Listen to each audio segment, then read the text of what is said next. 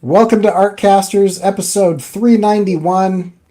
This is my channel, and I don't have a topic today, so we're just going to hang out. I love it. But before we start hanging out, or continue to hanging out, because we were hanging out, and then I said we should just press go. Let's introduce yourselves. You can find my stuff at CoreyKerr.com. Scott, where can you find your stuff?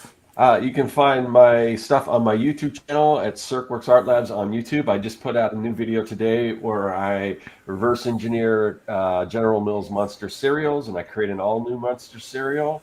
And it's pretty cool. I'm really happy with the way it came out, so definitely check that out. And you can also go to my website at circworks.com, where I have my comic book Young and the Dead, Kids vs. Zombie adventure story, and I've got digital products and all kinds of stuff to help you make comics. So go over there and check it out. And Josh, where can we find your stuff? You can find my stuff by looking for Two Stories or Jacob's Apartment in bookstores.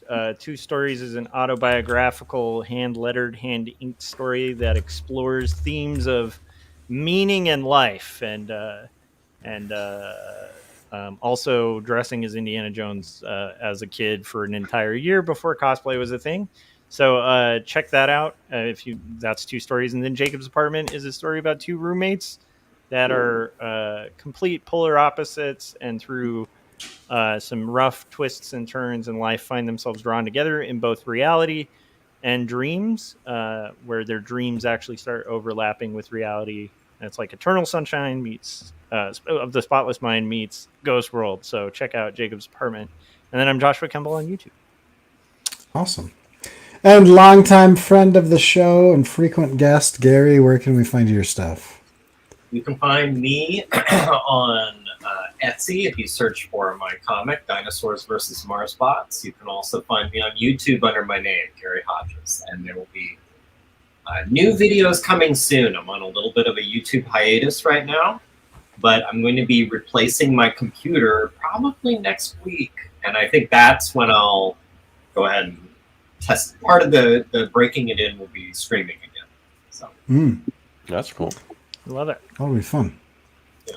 Cool. Yeah, so there's no topic, so we'll just hang out. We were telling, Gary and I were telling Scott and Josh about Cuphead. Nice. We got Keeman in the chats. How you doing, dude? Yeah, Cuphead's pretty legit. I like that book quite a lot. Yeah, I like it. Anyone My son Cuphead likes it. experience. You know, the fact that my kid likes it makes me really happy, because it's Yeah. really great. And also that era of animation is so fun. Yeah. Is he watching the show, or is he playing the game? TV show, I think he, as much as he loves playing video games, I think he would get destroyed in that game. My nephew has 100% completed that game. Oh, wow. Whoa. How old is the nephew? I think he did it when he was 12 or 13, and he's like 14 or 15 now. So Oh, nice. My recollection is that's kind of your gaming peak age. Right. You know, Yeah. where you have just the right balance of, I would say, maturity to be able to understand a game and get into it, Yeah. and lack of responsibilities to just to devote your life to making, being a master of this game. I think that's I love probably it. where I peaked video game wise too. Yeah. It depends on what you think of as peaked, but if you think of peaked as like, my buddy owned a carpet cleaning company and we would go play Halo in his warehouse with like a bunch of linked Xboxes, then I Yes. probably peaked at like 24. But if it's like just the amount of time that you were able to play, I probably peaked around the same age, like 13 to 15. Yeah, I don't know. When did like the N64 come out? Because that was like that was like 90. I'm gonna guess before someone Googles. I'm gonna say that was probably like 96 or 97. oh, that's a little bit later than I thought. So Let's see. I Yeah. have no. That's my shot in the dark. Let me look. I'm just trying to think, because I did the whole Mario thing, and I was like Super Mario World was pretty legit. Mario 3 was pretty legit, and then but like Mario 64. That game is phenomenal, and I played a ton of that. Keeman says 96, so I was older than I thought. Yeah, so Nintendo 64 was 96 in Japan and the US, 97 in Europe. So Okay. look at me. Look at me. You'd think you were a What do I mean? professional video game reviewer Yeah, for you a think, while. I earned that dollar a word or whatever it was back in the day. No, it wasn't that. It was 10 cents a word or something. I want to get paid 10 cents a word. I'd just speak all day. If I didn't have to write it and just talk, man, I think you'd kill it at a word count, Josh. If I it was would. just verbal word count. Yeah, I'm very long-winded. I'd be a very rich man. If anyone wants to sponsor me and pay me 10 cents a word that I say, I will take that job. I'll carry that burden. So Wacom is reached out to me again. We're doing some stuff with them. So that's what you guys are seeing on the screen. So I'm doing an animation that'll go on their website that will jump through a bunch of their different styluses with different kind of transitions. So Cool. I almost felt like I was seeing a lightsaber being built for a second. Yeah. yeah, there's a bit of a. I think if I do this, no, okay, never mind. Yeah, there's a bit of a lightning vibe, and then the whole kind of There spinning you go, parts right deal. there. Oh, It nice. might- Exploded it- view. Yeah, it might be that I'm watching like Ahsoka lately.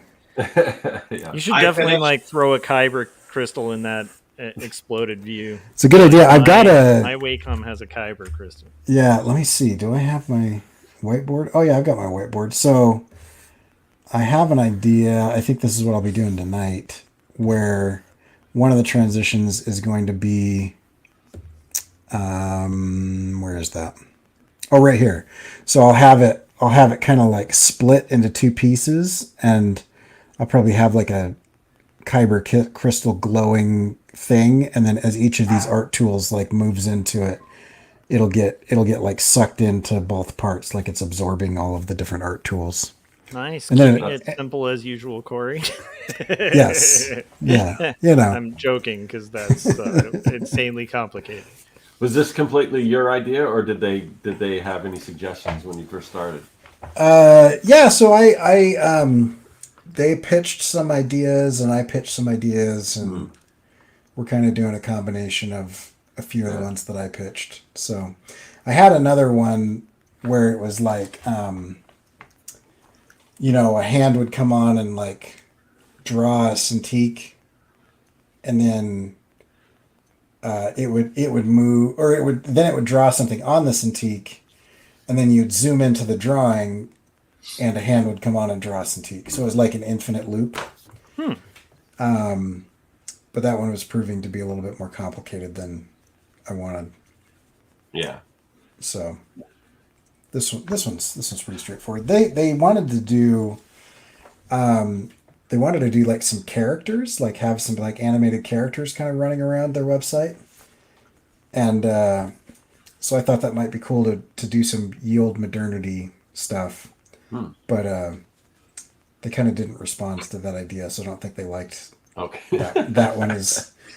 They're like, I don't see how ancient medieval weird looking stubby characters Fits with the fits. brand. Yeah. So, but I thought it'd be funny. You have those little guys, but have them carry like a giant, 12-foot long Wacom stylus. Or it could just, or the stylus could just appear like a big obelisk, like in 2001, and they're all like, oh. Yeah. Yeah, there's could be some fun stuff, but yeah. Anyway, I like the exploded view thing though. That's pretty Yeah, cool. cool. yeah, I think that'll be a fun one. Well, right now I'm just researching fish and birds for a client. So Fish and collecting birds. fish and birds. That's fun. Is that a client you can talk about, or?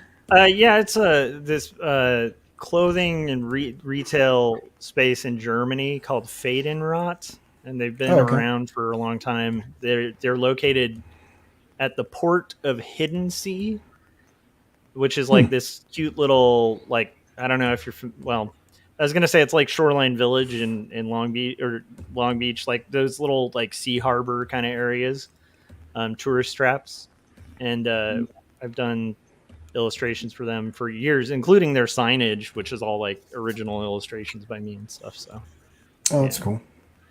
Are they the ones that you do like the T-shirts? Yeah, like, I do a lot of like T-shirts, and they just kind of, I'll do one-off illustrations, and they kind of use them for whatever. So. There was that dude that you did with like the beard, right? That was those guys. Yeah, they had a whole series of like sailor dudes with beards and things. Right. Like that. Yeah. Those were cool. I remember. But it's those. always like sea themed, and different kind of trends.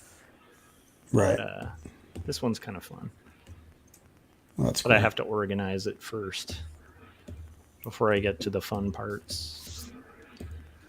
Yeah, Gary, how are you doing? Good. I'm still I'm in writing mode for the next D versus M. Nice. It's going well. It's sort of half writing, half research right now. So, like, for example, this just showed up in the mail yesterday. This happens to be here. I needed to know what a box of shotgun slugs would look like in about 2001. So I grabbed an old Remington catalog. I found one. You can find anything on eBay. Absolutely anything on eBay. So this is a 96 Remington catalog I got for like $5. And it has all these, not only a bunch of shotguns, which will be useful, but pictures of all their different shells and what the boxes look like and everything. Oh, wow. So that'll be very handy. As usual, will probably be one panel in the whole book, but it's just one of those things where as I was dialing in the script, I realized at some point I want to show the guy like loading his shotgun and he's got to have a box of shells there. And what do they look like? And this is the kind of little paths I find myself running down when I'm figuring out a D versus M. So that's very meticulous, though, in a good way, because it's like a lot of people wouldn't think to even go to the level of the shotgun to shell, Right. Yeah. I mean, probably, or they would write their way around it. They would just have it where he's got shells in his pocket. He's pulling them out, But well, that's if I can have that little bit of authenticity, that's kind of cool. Have you read Red? What Retired Extremely Dangerous? The comic that the movie is based on. No. You would enjoy it.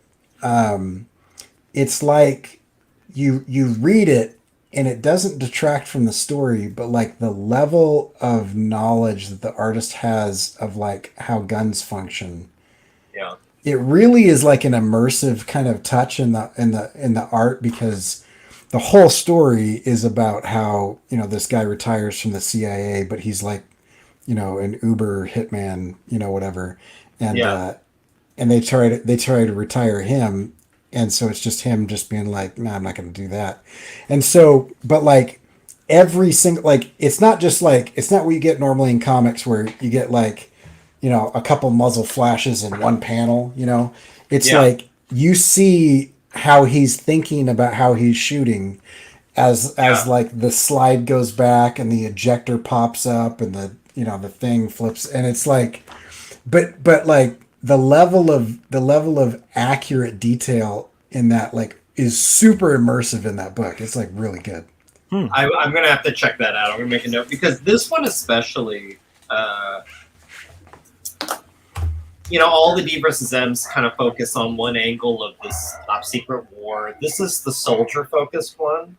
And so the research and just weapons and vocabulary and tactics and things has been off the charts. Like, because it's one thing, like what I've had in all the comics so far is what kind of weapons are people carrying and how would they probably hold them and how would they be trained with them?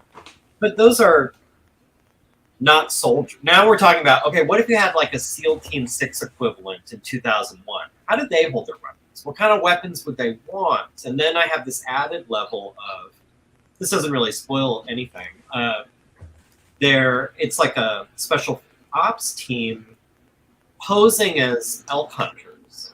So they can't be carrying any equipment that an elk hunter would, like a civilian elk hunter wouldn't plausibly carry. And so, then some of the conversation becomes, it would have been really nice to have this sort of thing, but instead we have this sort of civilian equivalent. And like that becomes the thing where you need to know, it's this levels where what would a soldier want to carry for the thing that I'm doing in this book? And then what could they actually carry that wouldn't arouse the suspicion of a cop or a forest ranger or a camper or something like that? That's requiring a lot of research. But. Yeah, that's interesting. Yeah, I'm trying to see if I can find Red, but I don't know where it is. yes, I'm doing something similar with the videos and stuff with the Munster serials, going back and trying to find photographic evidence of all of these old cereal boxes. And you go as deep as you can, and you can find. I've had the most luck, I think, because and the other thing is a lot of these images. I'm trying to put these in YouTube videos, and a lot of these images are so low resolution. But every once in a while, you go to eBay, and usually when people take a picture, most people don't know how to resize stuff, so they'll just take it the maximum size, upload a picture, and then you can get pretty good pictures from that. But like just collectors with the boxes, because I want to look at the backs of the boxes, and there's not a lot of stuff of that, And I just did a blog post on my Substack of like the top 10 Munster cereal prizes, and trying to find actual evidence of what the actual prize looked like. I mean, some of them I could, but it's difficult. It's funny how there's gaps. Like the reason I resorted to getting this catalog, which by the way, I still can't get over in what beautiful condition this is. Like, this is 96, and it looks, I don't know, like, it looks brand new. I don't know if people store this stuff, but anyway. Probably. My initial thought was, like, I'm just going to Google 90s era shotgun shell box.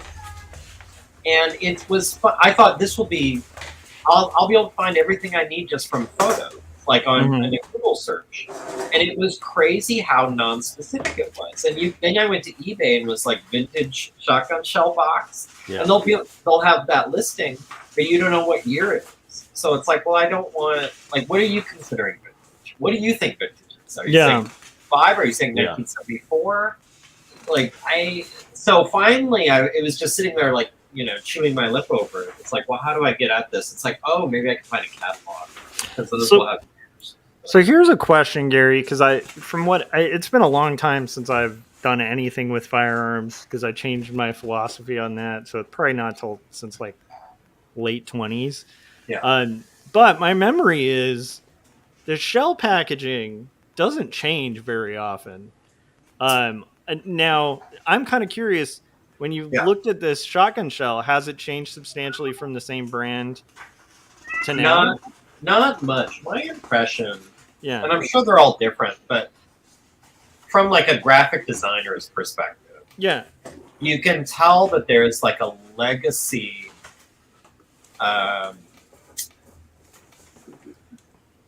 tradition they're trying to preserve in the branding. Right. So you're not going to see, like you will in other kinds of things, oh, we're redoing it. We're bringing in, century font, and we're doing a minimalist. No. They like that kind of classic, like they want it to look. So like the 90s, they weren't like hiring Art Chantry to do shotgun. There was no like graphic, like we'll have a circle and a pink triangle, and it'll be yellow. Yeah, no, it's very much. It's like the 60s shotgun shells were all Saul Bass illustrations. It's like, what is going on? Right. No, the whole firearm branding. Oh, at least my limited experience of it. That's incredible. Seems like it's very much to echo what you might have imagined as a kid if you grew up in a gun household, or what your dad might have remembered as a kid. Like they're not updating fonts dramatically. They are sticking with brand colors that have been there for 150 years. Like it's kind of interesting. So no, the packages don't change much. But to me, it might be a form of mental illness, but I'm always imagining the wonk reading my book saying Yeah. like, oh, he's got an elk on this shotgun shell box, and everybody knows there wasn't an elk on it till 2009. Well, And this honestly, was supposed to there, be 2001. So like those are yeah, the people there are who some really details would. too where that counts, and honestly, gun people might actually like real Right. like, heavy Mhm. gun people might Right. actually know that detail, and so To that's me, it's not the that crazy. same as it's why I wanted to get the car right in Yeah. the first one in '75, or the camera right in '97, Mhm. because it's the sorts of things where most people aren't going to know the difference, but the people who will know the difference really know the difference, and it's Yeah. really going to check them out. I'm Yeah. not worried about them being mad, and I'm not worried about getting an email. I'm worried about them like being pulled out of the story for a Mhm. second because they're like, oh, well, that doesn't make sense. Like, that's a DVD player in 1982, like, or whatever Mhm. it is. Like, it's trying just to maintain the sense of like, no, this is exactly what it looked like. Yeah, and Exactly what was happening. I don't think that's all that crazy, because if you think about what we're doing, we're kind of like a film studio, right? So it's like, Right. I mean, you think of like Mad Men, and like half of why it was so charming and successful as a show was that immersive era stuff, where it was just it felt very authentic, and they painstakingly went to great lengths to make that happen. Now we don't have research teams we can hire to do it, No. but it's not a bad idea if we're trying to make good work, like to try to kind of bring it to that level. I think, I mean, look, it's in the titles of my books is usually a year. Like, so the era is almost in a way a part of the pitch. Mhm. If I'm trying to sell you D vs. M 1975, it should feel like 1975. If I'm trying to, whatever it is. What's funny about it does get a little easier. Like, this next one's going to be taking place in early 2000s. And you're getting to a point where a lot of it doesn't look a lot different. And like it's pretty easy to kind of go back and just like, what does this model car, like a 1999 version of this car look like or something? It's not like really dramatically different. Especially when you're talking about things like weapons, there's not going to be some dramatic differences. It's not as hard as 75, but again, it's the soldier thing. It's and this has always been the thing when I've had to do weapons and stuff in these books. It's like, what are people carrying? How are they carrying it? A big thing I've been deep diving on is vocab. How do soldiers talk to each other? Yeah. What's the lingo? What are the things they say and don't say? What's the culture like? Like, I really want to try to create a feel of you're looking at a little special forces group and they're relating to each other the way these people do. Yeah, you don't want to do the B movie thing where it's just a guy in a regular shirt, but it's green with a hard hat for like military hard hat in like a green Jeep with a star on it, and he's like, "I'm the general. I'm the soldier." Exactly. Yeah, and there's two guys just showing up in a Jeep. No, it's trying to get it. And I think anyone here can appreciate this. Yeah. If you've done research, Josh, you especially with what you're working on, you end up doing way more research than you need. Yeah.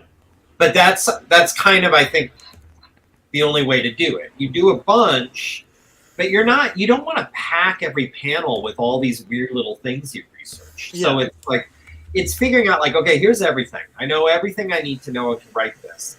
And now reeling it back a little bit. So it shouldn't ever be in your face. It shouldn't ever be obnoxious. It shouldn't always be like, look at this weirdo lamp I discovered. Yeah. It should never be distracting. It should just be kind of throughout where you just buy it and nothing is standing out as wrong. At least that's my opinion. Yeah, I can definitely see that. That's cool. So it's writing and stalling on buying a new computer, as mentioned before. The iMac I'm on right now, drawing the last book nearly killed it. The fan was kicking on all the time when I was in these programs. And Yeah, that's really not fun. And it's old. I haven't been Has able it to- started like just quitting? It hasn't, not yet, but Okay. I haven't been able to update the OS in probably like a year. Mm. Like it just won't go to current, which means I can't update my Adobe products Yeah. because they require your OS to be current before they can. So like it's limping along. The only reason I'm dragging my feet is like I could have bought it by now, but Yeah. it's a lot of money, and it's Well- just hard for me to. Yeah, and I think when you didn't grow up as a fancy white, it's Yeah. it's Yes. hard to not like stress about any big purchases or It's over horrible. research. Like for me, if I'm going to buy anything in the $1,000 range, I'm going to spend at least 2.5 weeks overly obsessing about it, comparison shopping, all of that stuff. You know. Oh, and I always have like a terrible gross feeling after, where like when I had to, I think it was during shutdown, I had to replace my TV. My TV just wouldn't power on anymore. That was it, done. So it's like, well, I have to. I love movies. I love video games. I gotta have a TV. Like TV must be replaced. And I did all my research, and I found a very reasonable, one to get that was better than what I had before, which was ancient, but not ridiculous. I swear, like at least the first 24 to 48 hours, I couldn't even watch it. It was so painful to like, oh, this money. It just feels, I can't even enjoy it. And I know the new Mac will be the same thing. I know there'll be like a day or two where it's like, ugh, I'm just disgusted with myself that I spent this kind of money on a computer, which I need. Yeah. Which I need for my day job, which I need for comic. Like it's a necessary expense. It doesn't make it go down any easier. Yep. I think it's just like a built-in guilt or something. I don't know. I have that for sure. So. Yeah. Yeah. I've I wanted to do a shout out to your fancy white statement. I've gotten over that in most things. The one thing that I haven't gotten over that with is food. Yeah. Food? So like I feel Leftover saving. leftover. Oh yeah, I'm never gonna stop doing that. Mhm. You kidding me? That's crazy. It's like making 2 meals out of one. But Agreed. it's the I feel bad or wrong or guilty eating fresh produce. Like What? yeah. So like See, it's that's like the only place I have a healthy. I will spend any amount of money on food. I don't care. Like that is the one area where it's guilt free.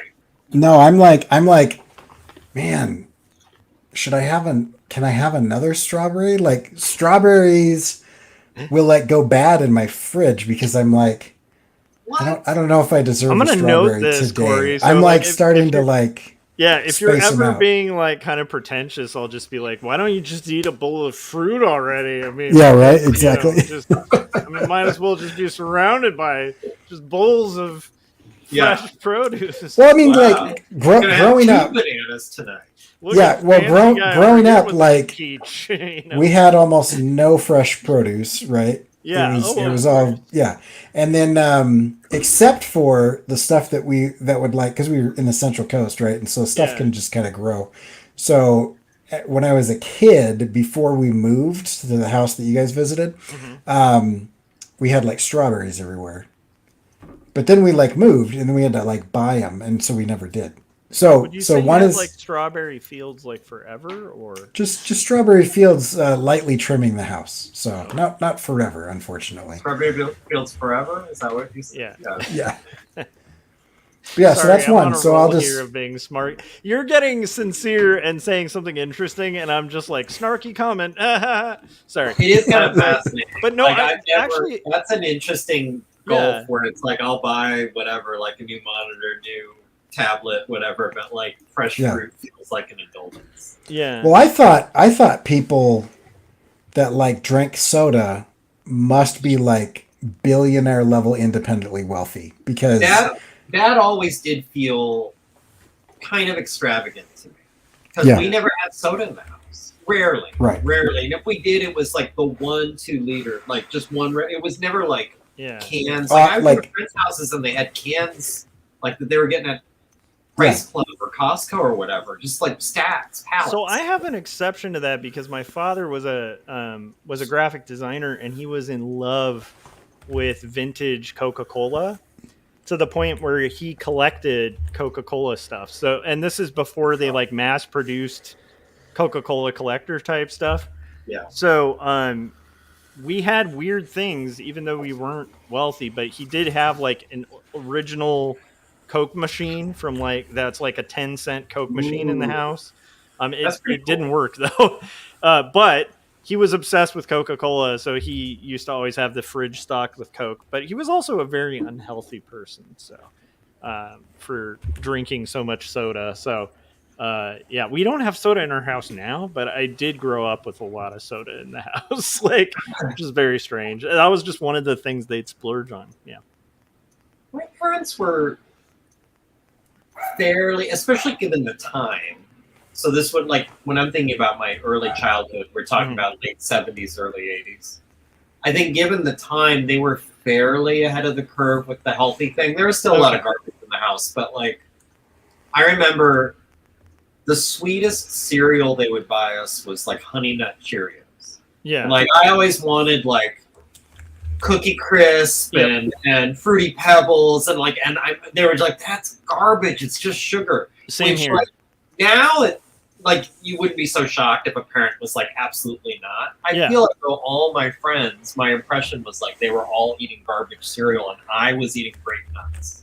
I so relate to that. Like Lucky Charms were like, I remember, I think it was like once a year they would let us get like a sugary cereal. Yes. Or if it was like a special thing where there's like a prize in there that's like I was obsessed with Darkwing Duck, and there was this era where they had Darkwing Duck toys in the cereal, and I was like, can we just get these till I get those toys? And they were like, you know what, we're gonna give you a pass. This one because of that, when I hit college, I was eating like sugary cereal almost every single morning, just because I was like, I can, and this is amazing. And that lasted for only like 10 years. In years, I did the same thing. When I got up to NAU, I remember the first time I went in the meal hall for breakfast. So I moved up there, I went to bed. The next morning I go, it's like, let's check out this meal hall. I've never been in there before.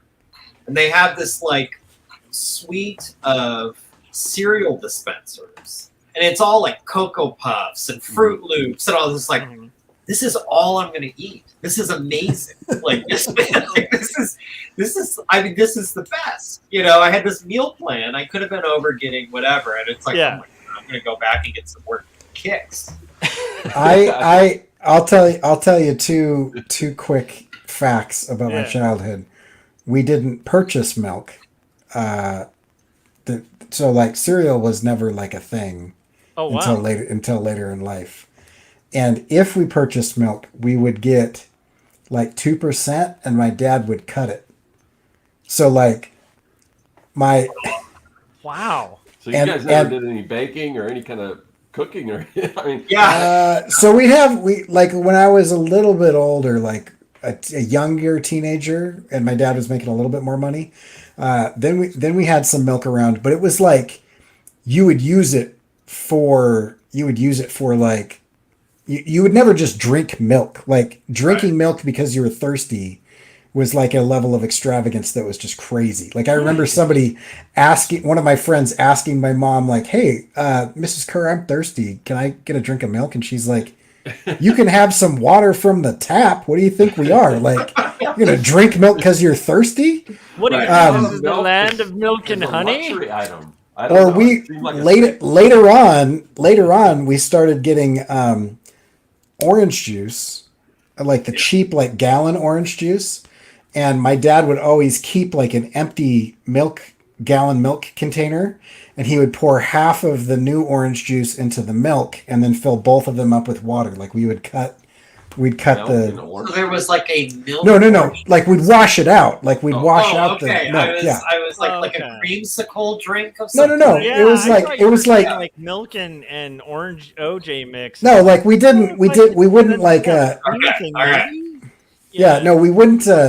We just wouldn't throw away like milk jugs because they're like Yeah, useful, No, right? that was always well. We Yeah. used to also have it for. We keep those for sun tea. Oh, I was okay. big in Arizona. I don't know. Oh, sun like- tea, Texas too. We used to make sun tea all the Yeah, time. we made a lot of sun tea. We had. My grandparents had orange trees, so there was, at the right time of year, all the fresh orange juice you could drink.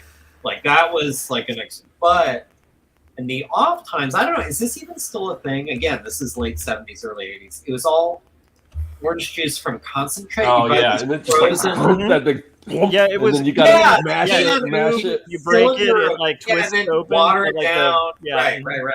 Yeah. Yeah. Also, Is that still a thing? Is You Kool-Aid Well, I a still thing? make it, but you don't. I don't know.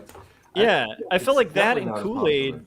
I don't see anymore. I don't. See We used to doing Kool-Aid when I would powder. go to my aunt's house. Did you guys ever do this? I would sneak into her freezer. Like they were so wealthy, they had a freezer in their garage and a refrigerator That was and always freezer in their weird. kitchen. That Someone was had Yeah. a like the freezer in their fancy- garage. That always yeah. blew my mind. Yeah. Yeah. I guess I I'm a remember fancy having a white few now, 'cause friends I've got too. with that. What's up? What's I Scott? guess I'm a fancy white. I got a freezer in Because my you had a garage. freezer in the garage. Nice. I don't know if I associated it with fancy white. I just thought it was odd. Like it was like, what do you? It's what like are you have so much food that you need a second. Yeah. There's a cooling secondary- unit. right? That was Yeah. like I think I thought they. Like it was Cold War era, so maybe they were afraid of like a nuclear war. Like they would have Yeah, an extra. Right. I don't know. Like why would Yeah. you want all this? Yeah. Well, but like, why do you need Corey's more gonna close build to like a neighbor? war, like a dugout, war thing, whatever that's called, underground. A bunker. I'm not actually going to do that, but it would be cool. I'm actually building a sauna, Yeah. but I'm not going to build like a bug out bunker. Okay, you know. that's good. That's good. But I have Because you don't want to be in that scenario where your neighbors all try to kill each other, because get of a into your false bunker. alarm. Yeah. right. Yeah. Twilight I happened to you, I will say that I know enough through enough like rabbit hole research that I probably could build a bunker in my backyard because I've toyed with the idea, Yeah. But also I just I think like $20,000 to $30,000 for like a spare room buried in your backyard is a little excessive. So If I know myself, if for some reason I built, first of all, I would have to win the lottery or fall into money or something to blow that kind of money on building a fallout shelter. That to me Right. is ludicrous. But Well, I my- have enough trouble buying a computer. There's no way I'm going to build a fallout shelter. But assuming I had money to be stupid with, and I did something like that, it would almost immediately become like man cave, where there would be like retro video games. oh, absolutely. Like, Yeah, there's it's not no just way it this. would actually be like, this is where we store the food. When the zombie apocalypse comes, this is where we all go. No. I'd be hanging When the out. zombie apocalypse comes, this is where we store the snacks. Yeah. Yes, Yeah. exactly. This is where all the things you'll ever want. And there's Fruit Loops. All I the feel Fruit like- Loops. I feel like if you're gonna have a fallout shelter, you have to make it into like a very swanky like 60s tiki bar, like that would be cool. Have you, Josh? I know you've. I'm sorry to interrupt, guys, but Scott got an amazing compliment in the chat. I'm not Yes, going you did. I don't know if we want to. I gotta watch. Yeah, we probably won't say that on It's my very my personal, channel. But I mean, Yeah. it's nice, I guess. Okay. I mean, I guess word is getting around about the rooster. You got a lot of good buzz. Yeah. A lot of good, a lot of Yeah. good. I think they're referencing, roosters. That's what I think. Yeah. Mhm. They're So just big Alice in Chains fan. yeah, but it would be a studio if I were to do this. Yeah. Yeah. The reason that I would do it is It's not My- to avoid the war; it's to avoid the world, so you can focus on art. Yeah, because I would love nothing more than to Yeah. be able to draw at 2 a.m. and sing at the top of my lungs without waking anybody up. Like, Yep. I'm in a flow state when I am like singing like 90s and 2000s like alternative punk, pop, rock, grunge, like that type of stuff. But I can't do it because my studio is just like a bedroom in my house. And so I'm just surrounded by sleeping children everywhere. There'd also be an advantage in having a hardened facility that one of your kids can't bust the door down. Yeah. And, like, I think that, Yeah. just, Actually, speaking you might hypothetically, actually need that, Corey. Yeah. I heard a statistic. I can't even remember what it was, but it was like a child under 5 like destroys on average like $18 of stuff a day or something.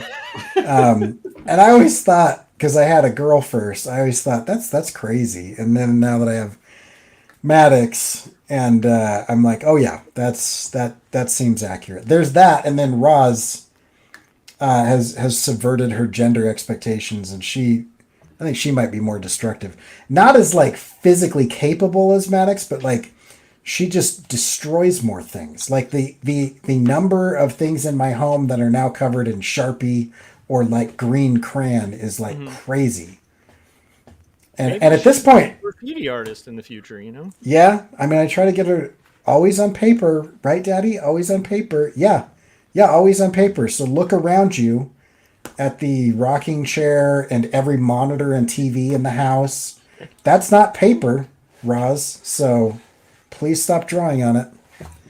And sometimes it's like, how did you even get up there? Like, I have a TV mounted where like the bottom of the TV is like 5 feet off the ground. And there's nothing around it. And I'm like, how are there Roz-sized hand palm prints in the middle of this screen at like 6.5 feet off of the ground? Like, anyway, she's future parkour, Yeah, it's crazy. They like, I don't know. I've been. I want to hear everybody's thing because I'm sure we're all very similar in the sense that there's the rabbit hole you inevitably go down.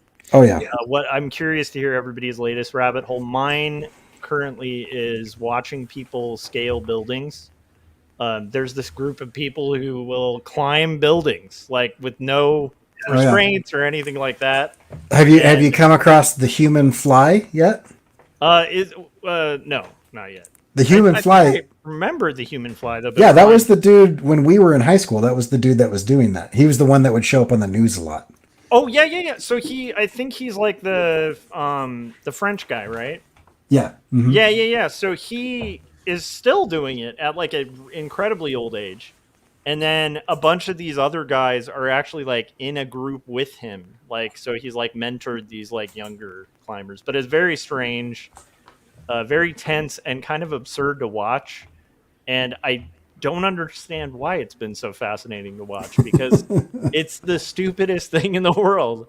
But I think it's interesting to me when humans try to do weird things for no reason except to do it. And then I started realizing it's not as absurd as I would like it to be because I started just drawing parallels in my mind to what we do.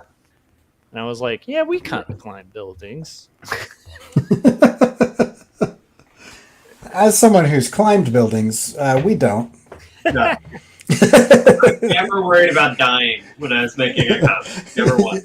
You're never like, I should have thought this through. I don't think this stucco is as stable as I thought. No, I mean, like, it was one of the most fascinating things was one of the guys was talking about his first time doing it. The thing that fascinated him was getting to the halfway point and realizing that he's either going to make it to the top or just die. And it's like there's no no out. You're just either make it or options. Die. Yeah. And I was like, that is insane. Like to kind of be in a scenario like that, but also to have people be able to do that is strange. So I'm gonna view my art like that. I will tell you I either make it through this graphic novel.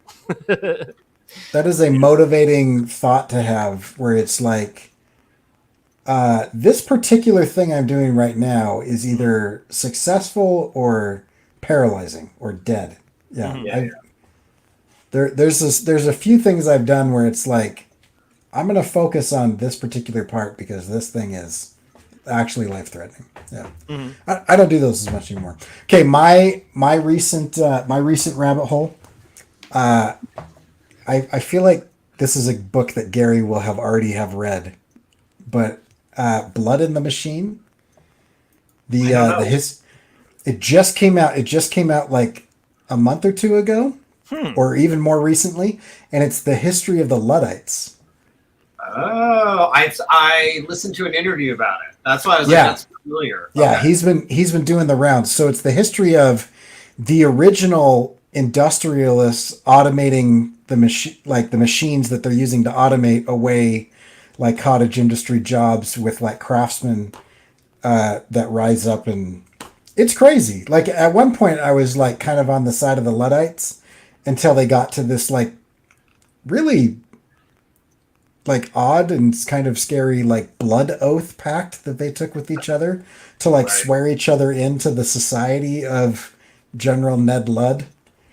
Anyway, and then they have, I'm fascinated by this because I know nothing about the Luddites. oh man, they had a hammer that they called Enoch, and they like did these black ops kind of like raids on these factories. So they were the original like weavers. They were highly skilled craftsmen, generational families, and like each member of the family Oh, would and they be were like union busters, or not union busters, but No. yeah, they were union. Like they okay. organized when it was illegal to they were organize like a in Britain. society. Okay, got it. That's, Yeah. okay, that's And so and so they unionized sort of, but they actually just made these kind of like black ops hit Like gangs, hit yeah. cells, and they would go in the dark of night, and they would leave like a really eloquently written note from Ned Ludd saying, we're giving you 48 hours to tear down your machines, or Enoch will come and do it for you. And so then they would like sneak in. Oh, they were Wow. fighting industrialization then. They would use this giant hammer named Enoch to destroy the machines that had automated and replaced them. Wow. And Literally. it got to the point where the industrialists that were kind of like doing this automation, they had Parliament in their pocket, and so like the House of Lords made it a capital crime to machine break, and so if you were caught breaking the machines, you were hanged. Wow. And so it was like a legit like war that was happening during the whole Napoleon thing, and like crazy. yeah, I had no idea. And then that would be why the term Luddite is like, used to talk about somebody who's kind of behind the innovation. Anti-tech. Yeah. So Luddite has been kind of misconstrued as somebody who's anti-tech. They weren't anti-tech. They were pro-humanist, and so they were saying, we don't mind technology making things easier, but taking over. But you're making you're starving my children. Like and they were not allowed. Nobody was allowed to organize. Like there was an anti-organization law, and yet the government of the UK at the time let the industrialists and the like middlemen who would buy and sell the hose and sweaters and everything, they let them organize and price fix. And when the Luddites came together and said, and like petitioned the government, this is one of the reasons why, like petitioning is a big deal in the States and the Constitution and stuff. When they would petition the government, they would say, well, that doesn't really apply to them. Like it applies to you, but it doesn't apply to them. And so then they just broke, and I think I can't remember the number, but I believe it was like early or late 1800s, early 1900s, and they broke 12 million pounds sterling worth of machines. before, and so today that's billions of dollars, right? Yeah. And so they broke, and it was like, and some of the people were like, this isn't worth it. Like every machine I buy just gets busted. And so they just kind of got their jobs back for a certain period of time until the government started enforcing this progress at the point of a gun and the end of a noose. That is And actually, I just got to the part of the book where government soldiers were sent to protect the machines, and some of them were like, like this. The owner of the factory was like, hey, why aren't you firing your gun? Is your gun broken? And he said, no, it works just fine. And he said, why aren't you firing it? And he said, well, I might hit some of my brothers. And that guy was court-martialed for disobeying an order, not from a direct officer or a superior, but from just some capitalist factory owner.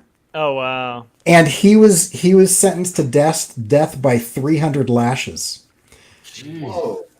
And so it was like when I get frustrated about like big tech like owning congressmen, Yeah. this is what I'm frustrated about. This is not that far off. Like if a bunch of writers decided to like break in and take an Enoch hammer to the servers that run ChatGPT, I don't think it would be too far off. It sounds crazy, but I don't think it is. That Congress passes a law that's a capital crime and we start hanging writers. Wow, that's fascinating.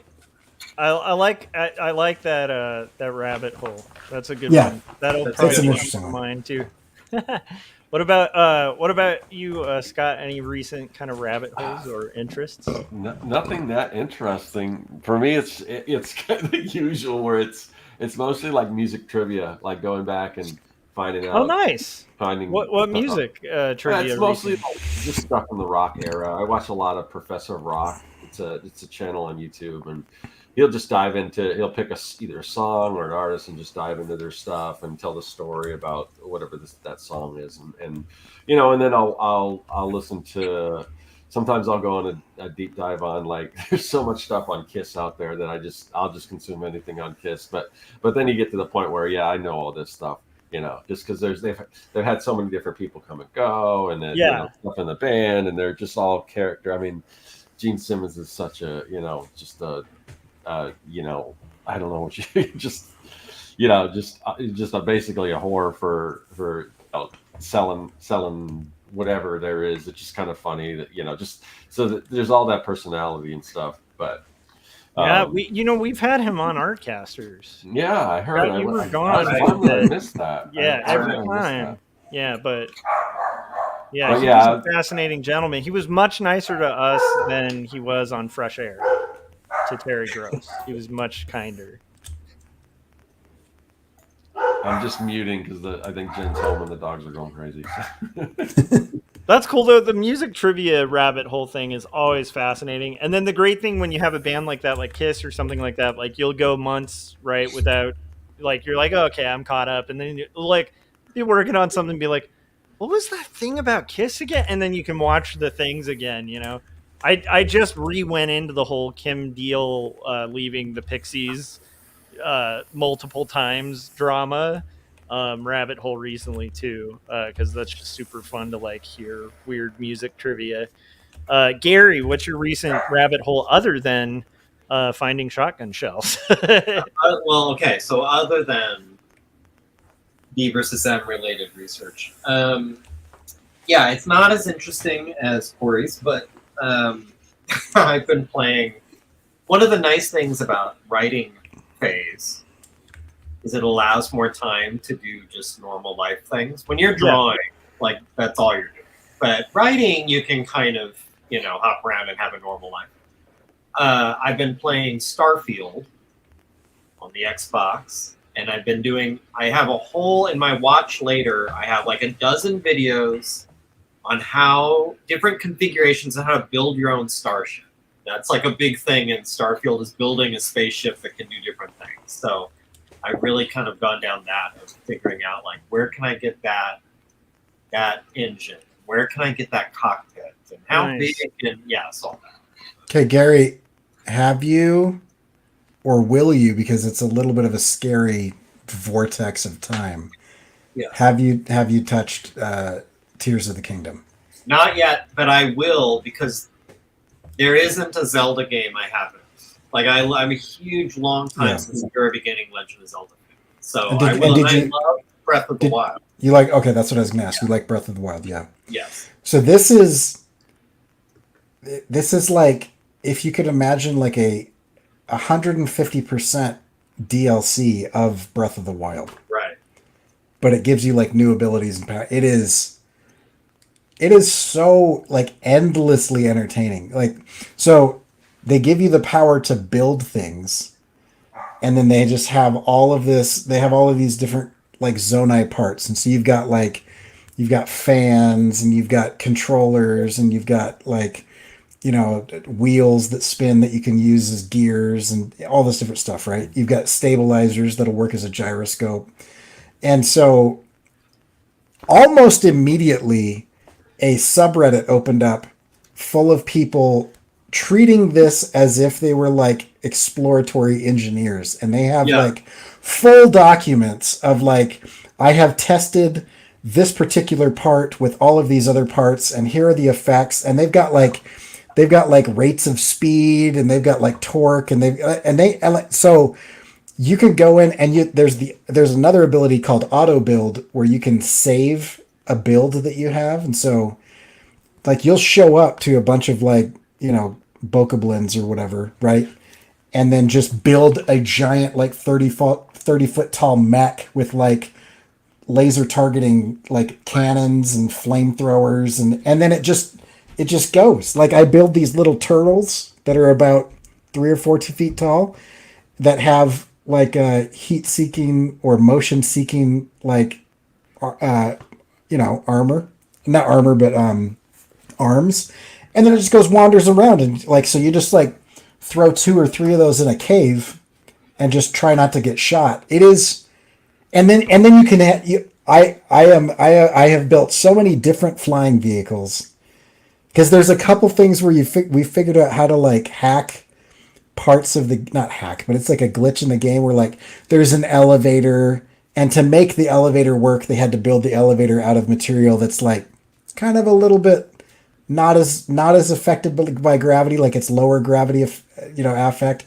to it. And so if you put a stabilizer on it sideways and then turn the stabilizer on, it wrenches it free, and then you can use it as a wing and attach a couple of fans to it, and then Link is now airborne, flying around like a biplane around the entire. Fantastic. It is phenomenal. Yeah. No, I can't, and it's a game I will be getting to sooner rather than later, because I know there is no way I could play a game like that while I'm drawing. Like, there's not enough hours in the day. So it's probably the next big game I'll do after Starfield. Yeah. Starfield I couldn't pass up. I mean, as a kid who grew up in love with Cosmos and just like loving, you know, Carl Sagan talking about anything, the ability to get on a ship and fly to Titan and land on it and build a base, you know, or whatever, or go to Mercury and hang out there, or, you know, just I couldn't resist. I had to. Right. So. Okay, so just an invitation, because I don't know how into spoilers you are or not, but when you get into, I don't care about video game spoilers, but when you get into Tears of the Kingdom, I think we should like do like a weekly live stream for a while, because I want to experience that with you as you do it, because it is one of those games where I'm like, this is just like, every time you figure out a new thing, you know the original, not the original, but A Link to the Past. Yes. Okay, so the whole world is available to you from the start. Right.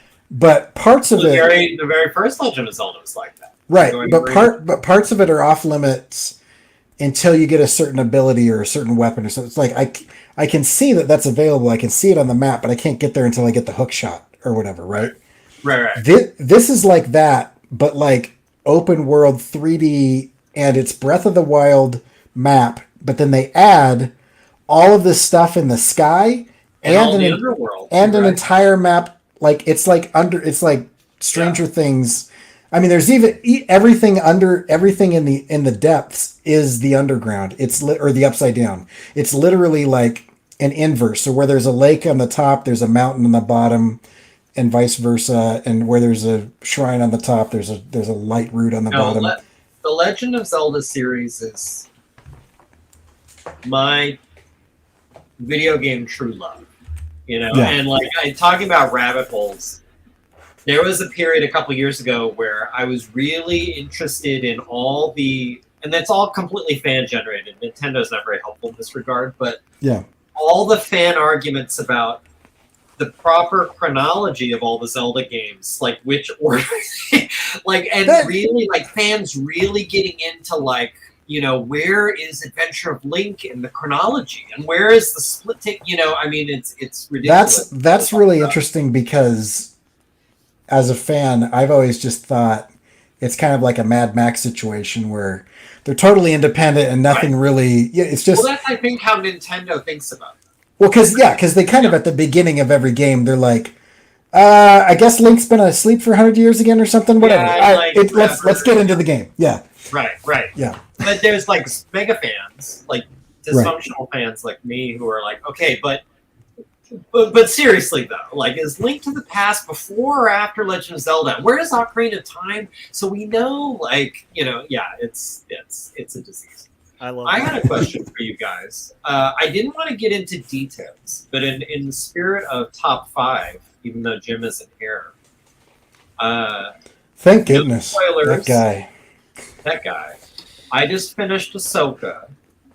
Oh, okay. There's been, as far as by my count, 5 live-action Star Wars series. How would you rank the Star Wars series 1 to 5? Like, which do you think is best, next best, all the way down?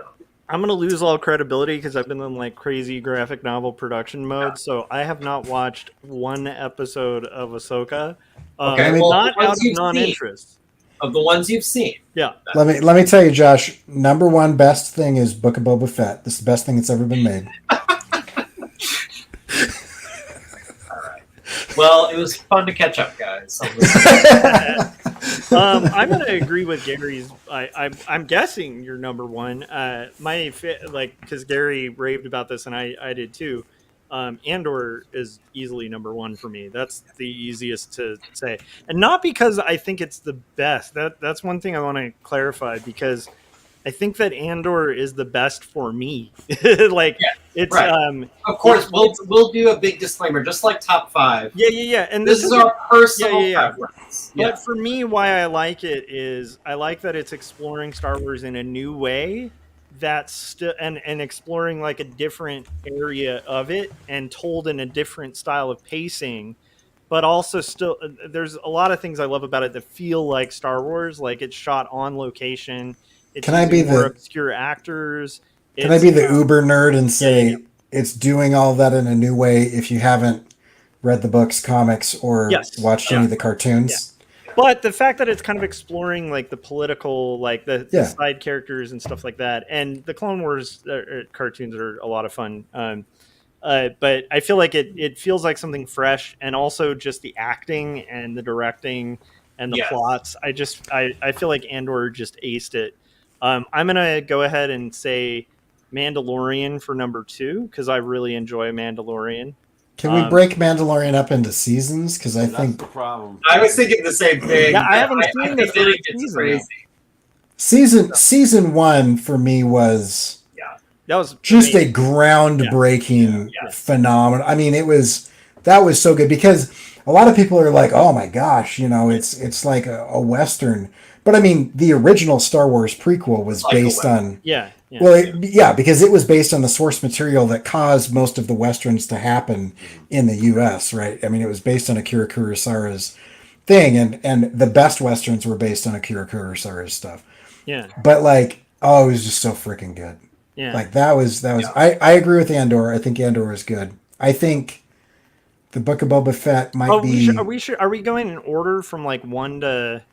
Whichever. I just want to say the Book of Boba Fett might have been not just Star Wars wise, but like maybe one of the worst things I've ever seen ever. I think I would watch Reptilicus again before I would watch the Book of Boba Fett. I'm going to be crazy because I don't know. Does anyone else want to play defense on Book of Boba Fett? Can we all agree? Can we just stipulate Boba Fett is the worst one? Yeah, but at the bottom of my list. But I liked where they were going with the whole with the Tusken Raiders. Yes, and that was cool.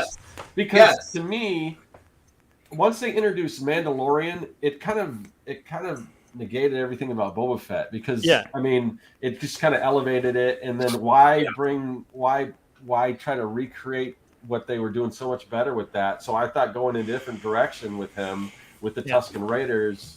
That was great. I agree. Episodes I really liked. If it was all that's what I was going to say. So Arabia, but with Boba Fett and Tusken Raiders, that would have been. I would have been all about it. Almost shot for shot was Lawrence. I mean, they even had the train heist from Lawrence of Arabia, almost like to a T, shot for shot. And I was watching that episode, and at that point in it, I was like, "This is going to be an amazing series." They're doing Lawrence of Arabia, like that's right. And then they just went. Then we've got Vespas in outer space, and the only thing I also enjoyed, and this is just the kid in me, was when you had him riding the Rancor. The Rancor. Right. I did have a kid moment of remembering being at a friend's house. He had the Rancor toy. I put Boba Fett on him and pretended he was riding him. That was like almost like a. There is kind of a fun to some parts of that series that do feel like kid playing with toys logic, but yeah, overall, it's pretty terrible. I think there's things in that really strong. That series, especially, that would have been. I still don't think I would have liked it, but it would have been easier to swallow as animation. Yeah, I think there's something about live action Boba Fett on the back of a Rancor that I'm like. Yeah, here's what here's animated. I don't know. The best description I've heard of the Book of Boba Fett is this is like watching somebody start a small business in the Star Wars universe. that's what it was. And the problem that I have with it, I sound like one of those guys on YouTube. I guess I'm one of those guys on YouTube right now. But the problem that I have with it is that you have a character who is basically a non-speaking murder machine. Like in the original trilogy, he was arguably the worst bounty hunter that's ever lived. Right. Everybody talked about how cool he was, but I mean, somebody accidentally bumped into his jetpack and he died. Like that. He never shot. Jedi Knight with a rope. Let's just not forget. Right. So like. The only reason anybody likes him is he's got a cool costume. And then later, we get the whole backstory with him in the Clone Wars cartoon, and he starts doing cool stuff. And I'll buy. And you go to the comics, he is no holds barred murdering everybody all the time. Yeah, he's like Judge Dredd, but like a exactly. Just like no, and then it is the least believable transition, and I'm including Anakin turning to the dark side on the silver screen. The least believable transition from like one side to the other side. Like all of a sudden he's a good guy that cares about people and doesn't want to murder, and like maybe we should he's running for mayor all of a sudden. This bounty hunter is like what is happening? No, but he's running for mayor as like an honest citizen rather than as like a like I'm going to be a fair dealer with everybody, and I'm not going to run things like Jabba did. You worked for Jabba for years. Yeah. So I don't know. I mean, seriously, Jabba no bottom, man. You know what I mean? Jabba no bottom. I don't know if this is true or not. I don't know if this was a real thing or it was just like a fan rumor. But I remember hearing way back when they were getting ready to do. Remember, before they were going to do TV, there was going to be a Solo movie, there was going to be a Kenobi movie, and there was going to be a Boba Fett movie. These were all going to be movies. And I had heard, this is where I don't know if this is true or rumor, that the pitch for the Boba Fett movie was it's going to be set between Empire and Jedi, and it's going to be about Boba Fett trying to get Solo and Carbonite to Jabba with all the galaxy's bounty hunters on his ass trying to get, like they want to get that Carbonite Solo from him. And it's him having to fight all these bounty hunters off on his way to turn in Solo and get his bounty. And I was like, now that sounds awesome. Now that actually would be a fun plot. Yeah, that's the Boba Fett series I want to see. Like that's and then now we're not getting it because we're getting weird Mayor Fett. Like but with like one of the coolest like bounty hunter sniper chicks ever, who just all of a sudden for no particular reason is like, well, I'm just going to do whatever you say now and not question the fact that we're not doing the spice trade and everything is good and we're good guys now. Like I have been murdering people for the last 35 years for pay. And you put some robot parts in my stomach, and now we're both reformed for reasons. Reasons which we don't go into at all. Oh, doesn't matter.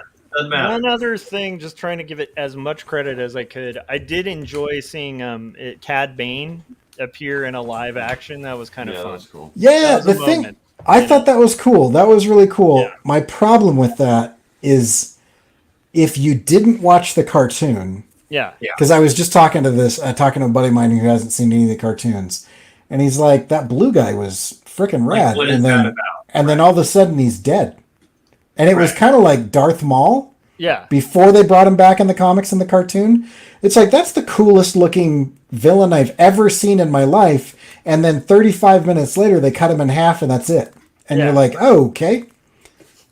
You know, he was cooler. Same with Ahsoka with Thrawn and how cool that was for anyone who's familiar with that character. And I'm watching with Jen who's not familiar with it, and she's just like, Ahsoka has a lot of required reading.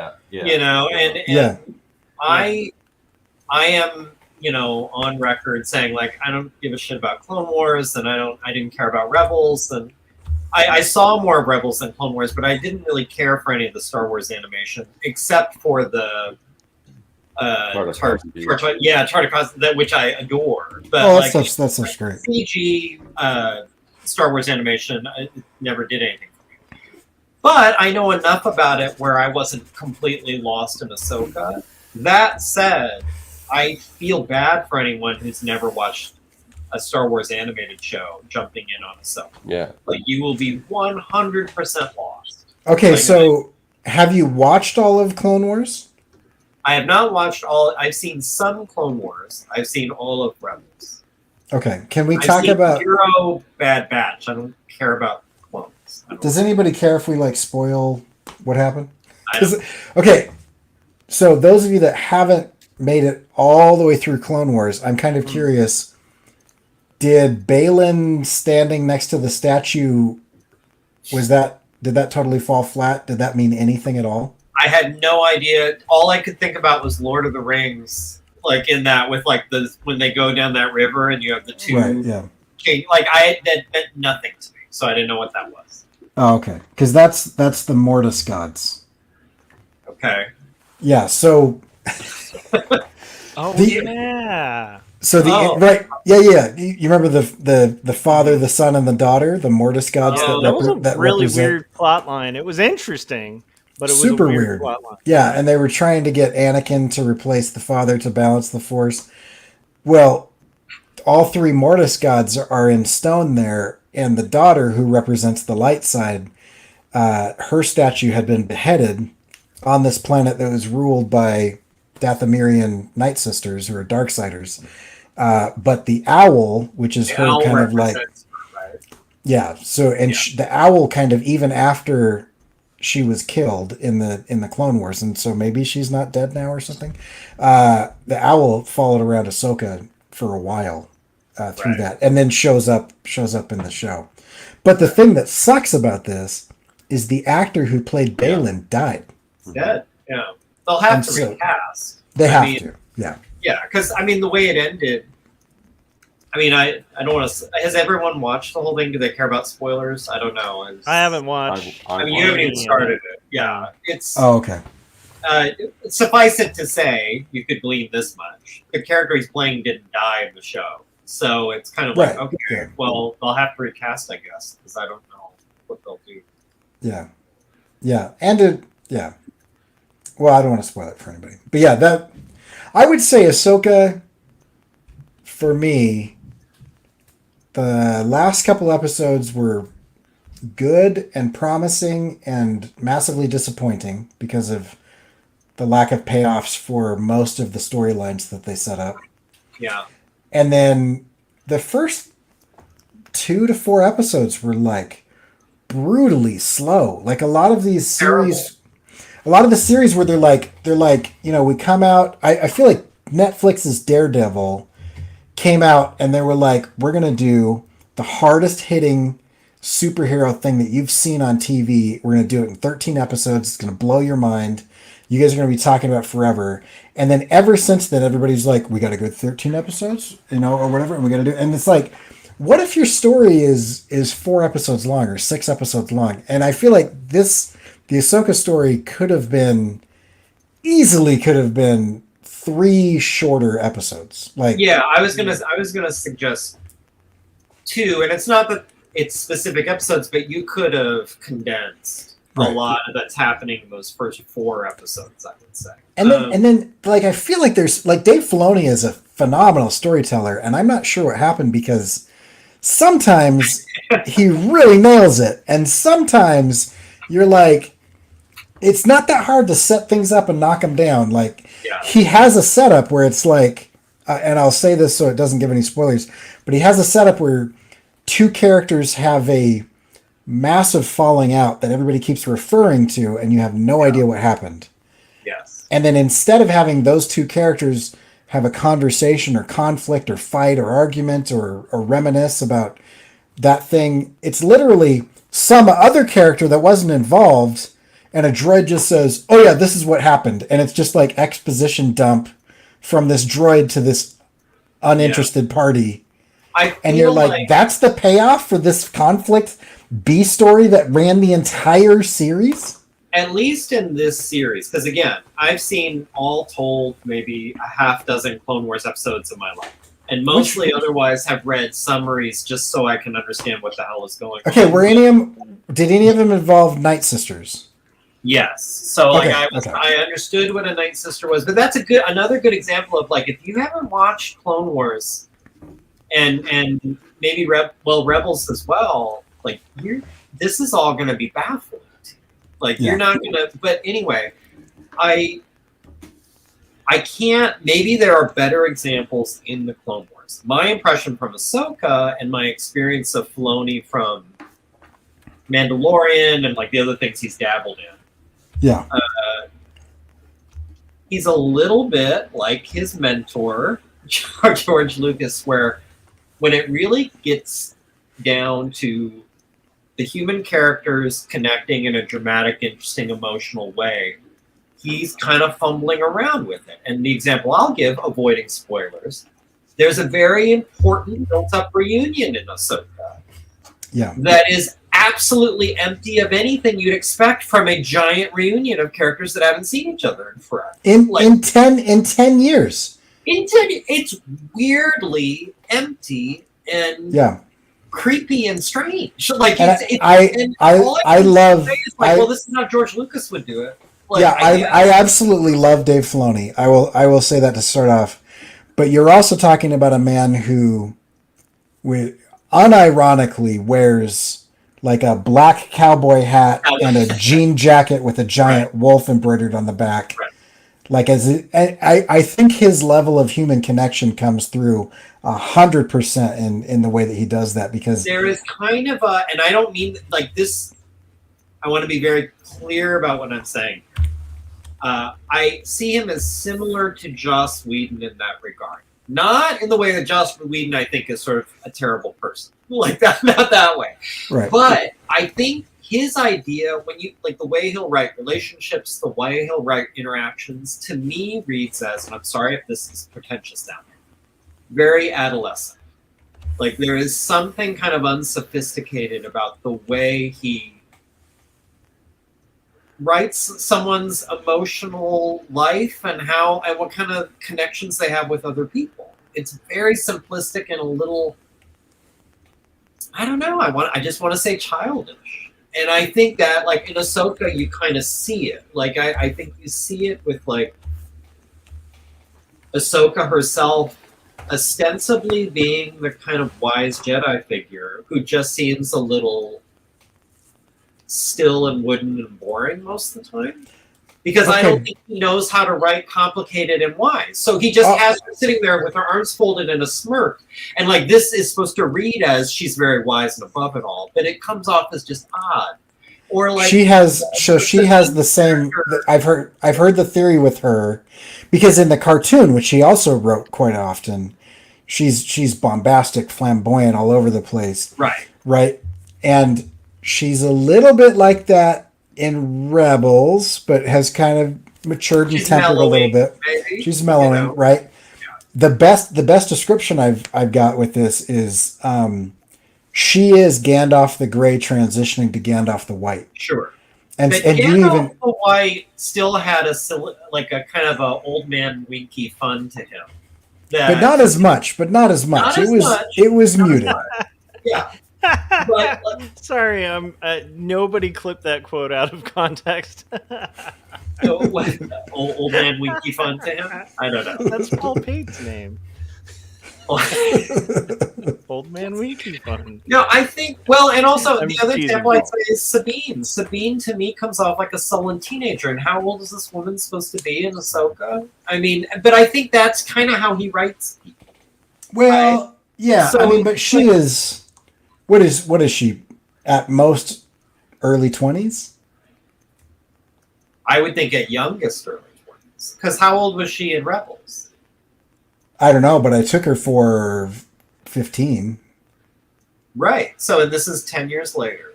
Yeah, that's true. So, I don't know. I mean, she's a grown-ass woman.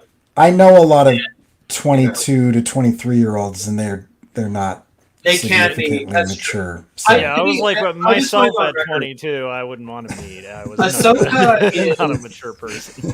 It's not by far my least favorite Star Wars. See, I actually enjoy- Okay, yeah, but like, but we do need everybody's number one. So, Oh, and Andor. then and Andor we should for rank sure. it because I think I'm guessing we might all agree on our number 5 because I think we all agree Boba Fett is number 5. That's at the Yeah. bottom of my list. Yeah. 100%. And I'd say it's close to 4th because of those first few episodes. Because I feel like the first few episodes of it were really awesome.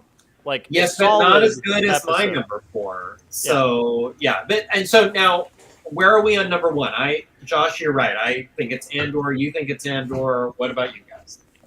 I kind of I think technically Andor is the best. I mean, I love the direction it went. I'd probably put it at number 1 technically, and just because, and there's only one season of Andor. It could go off the Right. rails. I Yeah, doubt it. it could. I doubt It could it. blow. But, but technically, it's almost perfect. Whereas Mandalorian, I had this.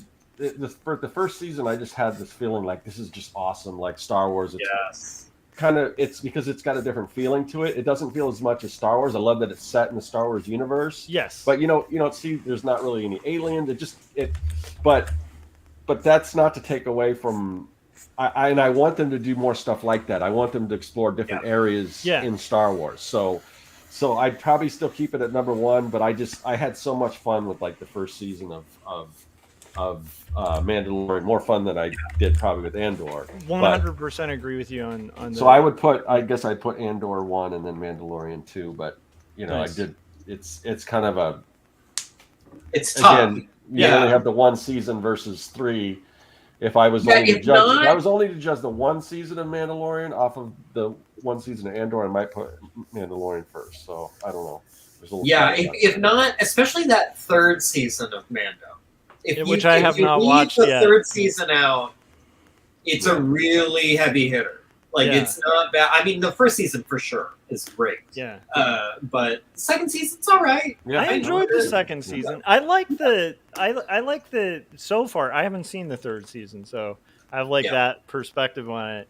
Where for me, so far, the fact that they've kind of managed to kind of maintain the kind of save the cat narrative and just kept it real basic and woven little side threads, I think is great as long as they kind of keep that up. But I'm guessing maybe season 3 they don't.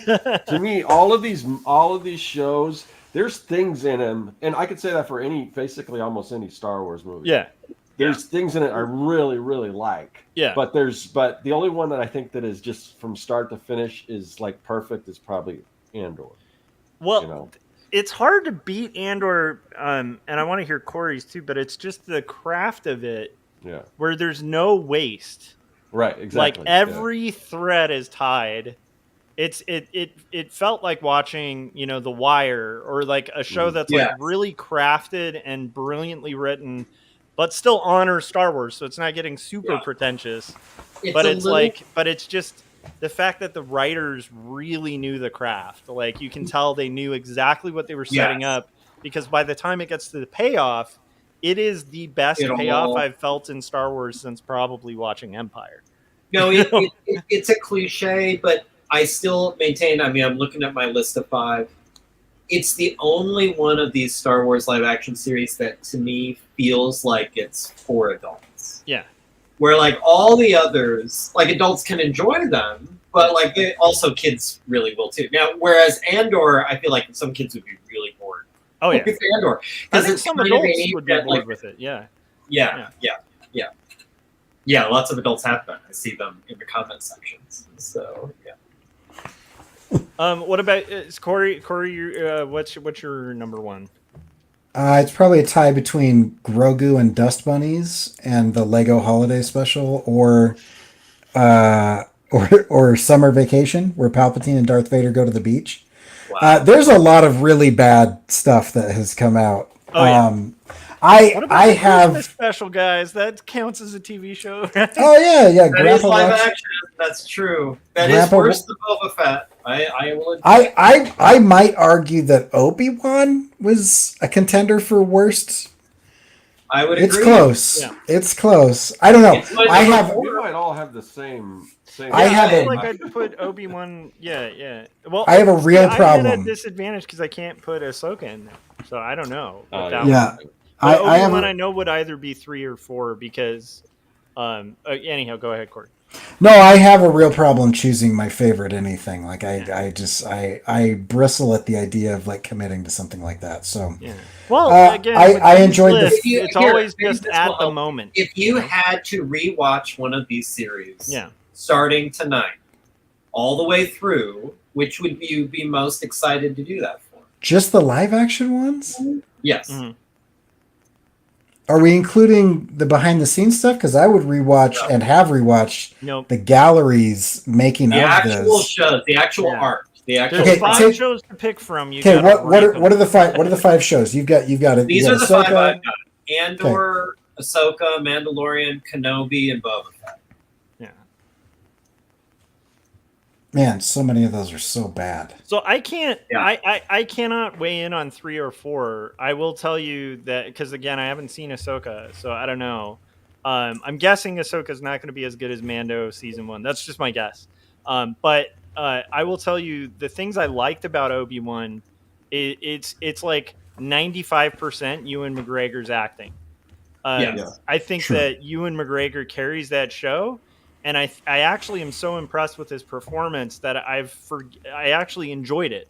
A lot of people really hated that series, and the only reason I liked that series was literally carried on Ewan McGregor's story, and I really believe him as Obi-Wan.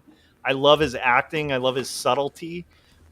He is just so good at playing that character that they could almost just film him walking around on a green screen, and I'd find it interesting because he just does such a great performance. That given, there's some absurdities in it that just annoyed the heck out of me. But still, just that particular, I can't I cannot. I feel bad putting it at 4 because I think Ewan McGregor's performance is easily up there with honestly. The best although no one's going to compare to the lead guy in Andor. But no, if there is any justice in the world, Disney should be just pouring money on Ewan McGregor just out of gratitude. He saved the prequels. Yep. He saved the Kenobi series. Yeah. Like, if you take him out of the prequels, they're not great anyway. You take him out of the prequels, now they're really hot garbage. Oh yeah. Because Lucas managed to make somebody like Samuel Jackson, who can be in a movie about snakes on a plane and make it the most entertaining, interesting thing you've seen. and get the most flat performance from like an actor who's usually sommoat compelling. Natalie Portman's a great actress. Yeah. And like what's going? Yeah, no. But somehow Ewan McGregor got through decent acting even in the trilogies. Yeah. That's crazy. Some actors can do it. So no, I'm with you. I mean, I have Kenobi as my number 4. The only reason it's not in the running for 5 is things you're saying. Like, Ewan McGregor did a great job. I thought the guy I can't remember the actor's name, the guy who played Owen was really good. Like, I mean, it had its moments. It wasn't too bad. Like sometimes it was. That's my consensus with most of the there's good parts to them. Yeah. Then it's just not consistent. Nothing's consistent except for maybe Andor or Andor's tough because like I without bias, I'm trying to think if there's anything I didn't like. Yeah. And that's actually to me that shows that it should be up there because I am struggling to come up with anything I didn't like. Exactly. Yeah. And now it's all on season 2. It's all on just like I hope they can pull this off. Oh yeah. But yeah. Yeah, because I think there would have been one episode that I didn't like, but then the conclusion made that episode, those like some of the ones I liked less, so valid that I was like, it really is like a whole show. I love it. Yeah. Yeah. Yeah, and it's not like so many of these others, like Ahsoka, where there's episodes that feel a little disposable. Yeah. Where it's like, I could have skipped this one. I like to call those Naruto ramen episodes. For anyone familiar with Naruto, there's drink the paint water. The filming was so dang dark in Obi-Wan, it was like the Battle of Winterfell set on Tatooine. There were some, and meanwhile the lightsabers were blindingly bright, and I feel like casting way too much light in those darks. Like Obi-Wan is looking blue, his lightsaber is so bright. I don't know, it was a little weird. Yeah. That's not my biggest complaint about that show. But can I just say that every single thing that has come out in the last 15 years, I'm like, can we not take the best of all the things? Like, give me the lightsaber combat of the prequel trilogy. Because as much as everybody hates those movies, I will rewatch those over and over again because you've got people flipping all over the place, and it's like a little too much. I love it because I felt like the original trilogy. You literally have people like I can't move my arms above the elbow. Right. And I'm supposed to be the best swordsman in the galaxy. But it was so fun to play the old school battles because then when you clashed lightsabers, you could go like because you're both pushing, like you're not actually dueling. It would be amazing. I know the sequel trilogy is polarizing, but I will say I think they struck just the right balance with the lightsaber duels in that.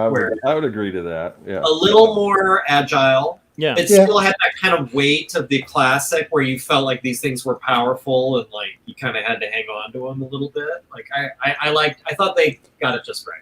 I just think all the live action stuff, I'm tired of seeing this. Blocking. Yeah, I don't know if I love that addition to the it's like canon. It's like every time you can repel a lightsaber with the Force. I don't know. They're just like they're like, we're gonna do 2 strikes and then I'm gonna force grab your blade for like 3 or 4 seconds and we stare at each other. That happens so many times. I'm sorry, as an old school fan, where are the dismemberments? Like, what's going on here? Cut off people's hands. I need the hand count to go up. Leg under the knee. I want to see someone lose an arm. Like that's lightsabers are dangerous. And to be fair, it's not even like, oh well, they're trying to do more kiddie now. The prequels were as kiddie as they come. There was some gruesome dismemberments in that. Yeah. I mean, like Count Dooku ate it hard in Revenge of the Sith. Yeah, I mean that's. After losing both hands, like that's gnarly. Yeah. So there's no excuse. I wanted in Ahsoka. I really wanted to see some limbs flying, and Yeah. I'm frustrated. I'll tell you what I want to see live action. There's no way that this would ever happen from a story standpoint, but we are going back to Dathomir, so I don't know. Who knows? Yeah. I want to see half dead, angry spider Darth Maul, like crawl out cyborg like, where he builds himself a set of spider legs out of pure anger and hatred from like the scrap heap that he died in. They're certainly leaving room for that possibility. I have to admit, as well, as cool as that might be to see, I have a lot of concerns if they decide to go. First of all, how are they even finding Darth Maul's body? They've already brought, like, according to what was the Solo, right? At the end of Solo, he was there, right. And so all the way up to just pre A New Hope, because he was the Red Dawn in Solo with Solo's girlfriend that was taking over the crime syndicate. My problem is you are going to miss out on stuff because Solo flopped so hard. It was good though. I actually liked that movie. It was bad. It was fine. It wasn't the best, but it was fun. My problem. I'll tell you what, it's better than most of the shows on my list. Like Solo. My problem with it is I don't care about half the stuff that they told me, and the way that they told it was super uninteresting. It's like everything that you didn't want to know about Han Solo, they told you. And the answer to every single... You weren't dying to know how he got his name. You weren't dying to know how he got his blaster. I mean, no, I will give it that. And both of those... It did have a lot of that, like, title of the movie as line in the movie kind of... Right.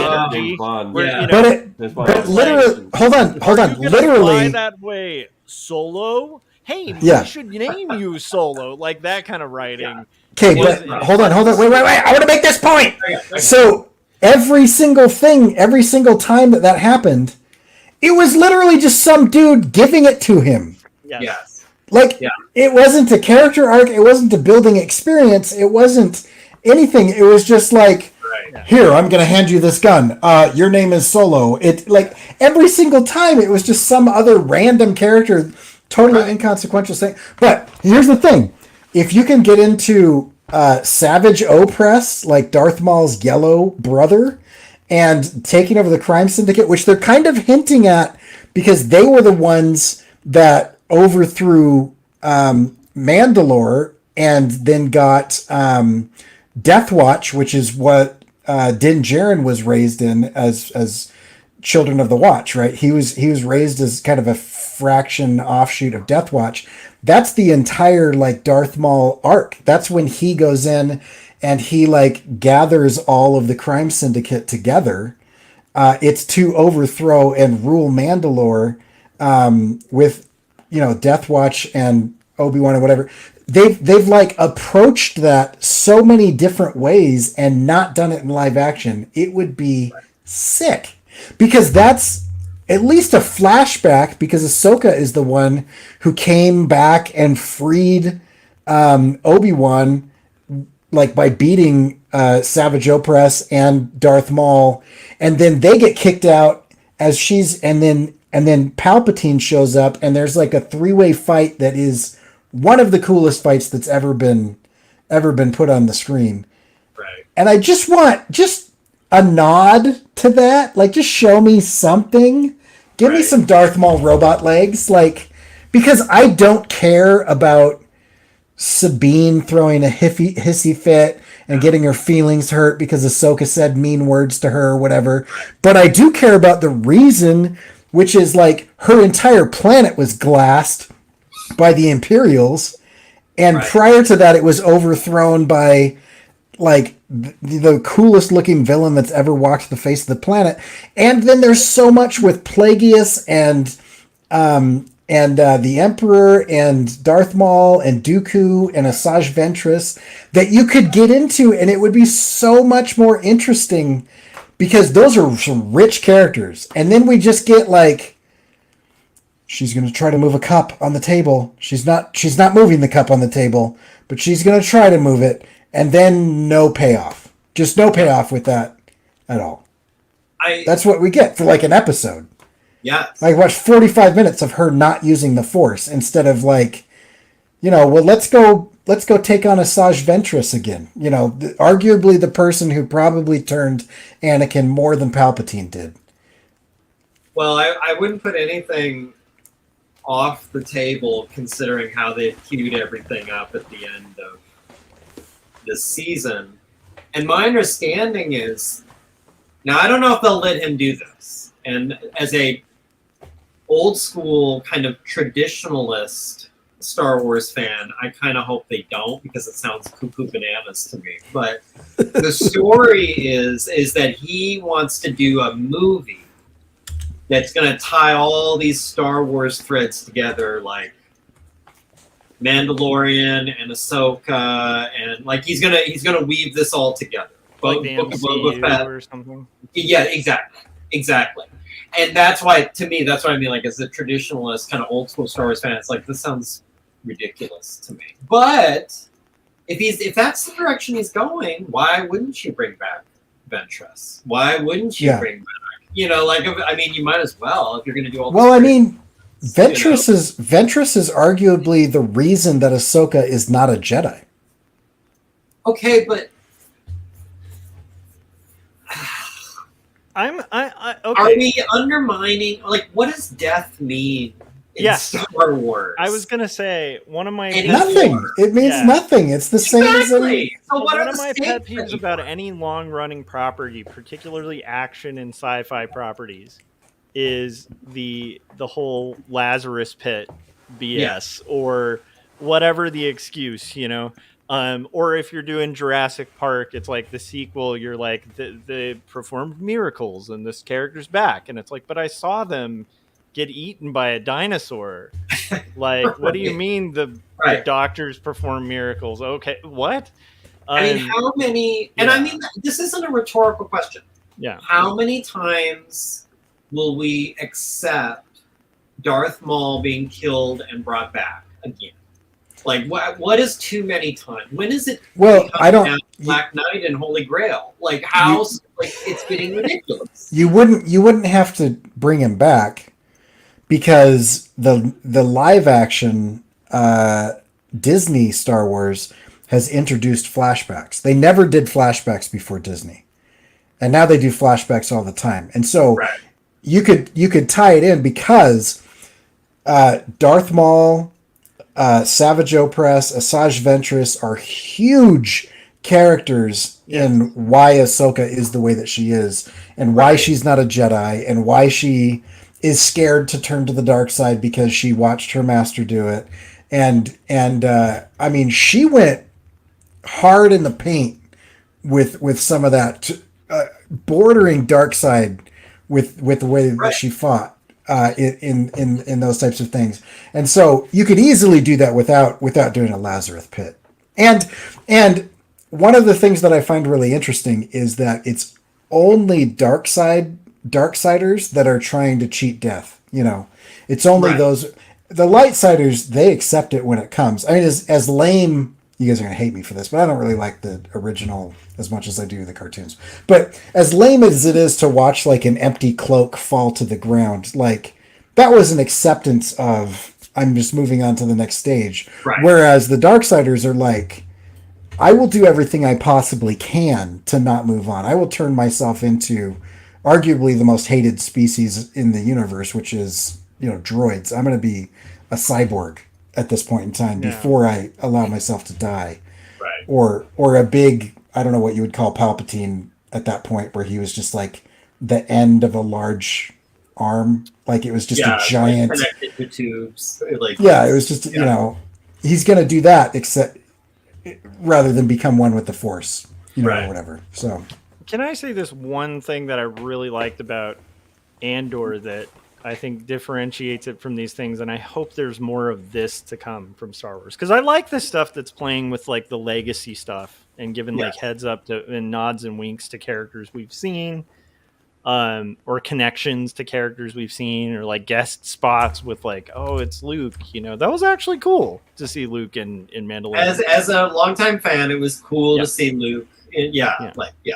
So, but can I ask, was it cool to see Luke in the Book of Boba Fett in the 2 episodes where Boba Fett was? No, and I'll tell you why.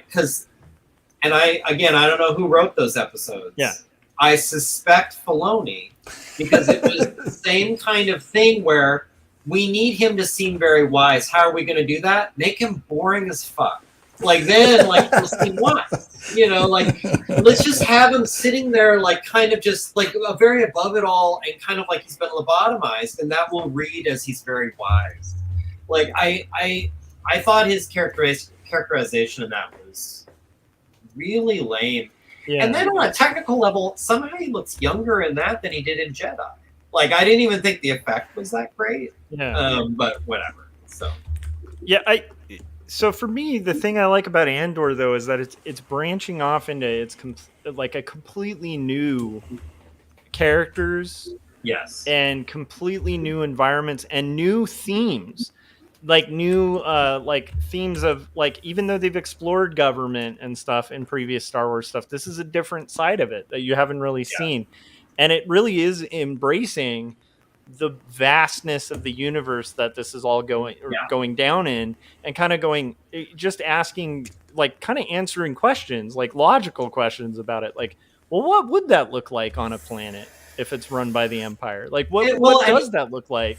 Answering a sort of question we've taken for granted, why is the Empire bad? Yeah. I mean, you hear about it a lot in the original trilogy, ooh, the Empire. But ultimately, it's I don't know. Does it really Andor is the first one where you feel the weight of an oppressive regime, and there is something more effective in Andor when you hear reference to the Emperor. Yes, as opposed it's almost more creepy and weird than seeing him, because I think it gives you the sense of this is someone far away, way above you, tucked in some building somewhere. It's like the Emperor in Dune. There's some guy just making decisions. Yeah. You're not seeing him go. And you're seeing it from smaller players who aren't getting in lightsaber battles with this guy. No, and that's, I hope in the second one they maintain this. I don't want to see Darth Vader. Yeah. I want someone to refer to Darth Vader. Yeah. I want someone to refer it's happening somewhere else. Yeah. Because the whole war isn't these 6 people. Yeah. It's this is a galactic war. It makes sense. I mean, look, I live in the United States. I've never crossed paths with Donald Trump. So why would I, this it should be something that is being talked about, but it's not in my life. I kind of like that just from a freshness standpoint. I was kind of excited about that with the new trilogies when the first movie came out, Force Awakens, where I thought they were going to kind of deviate and create new characters that were kind of there's threads of the old, but it's it's kind of abolishing a lot of the old and kind of moving forward to a new story in the same universe. Yeah. And then it kind of pulls back to all the legacy stuff. And don't get me wrong, I'm one of the weird people who I enjoyed all 3 films, even though not as much as each other. There's ones I enjoyed less, but I still think everything that's come out of Star Wars is superior to Clone Wars. Not